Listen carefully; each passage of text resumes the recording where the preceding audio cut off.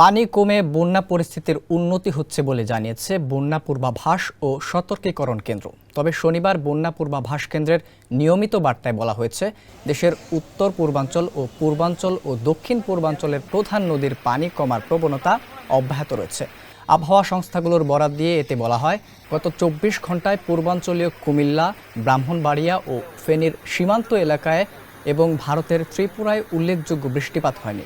এছাড়া উজানের নদ নদীর পানি কমার প্রবণতা অব্যাহত আছে। ফলে মৌলভীবাজার, হবিগঞ্জ, ফেনী, কুমিল্লা ও চট্টগ্রাম জেলার নিম্নাঞ্চলের বিদ্যমান বন্যা পরিস্থিতি শুক্রবার থেকে উন্নতি হচ্ছে এবং অব্যাহত আছে। ওয়ালটন ফ্যানের অ্যারোডাইনামিক ব্লেড ঘরের কোনায় কোনায় ঠান্ডা বাতাস ছড়িয়ে হাওয়া বদলে নেয়।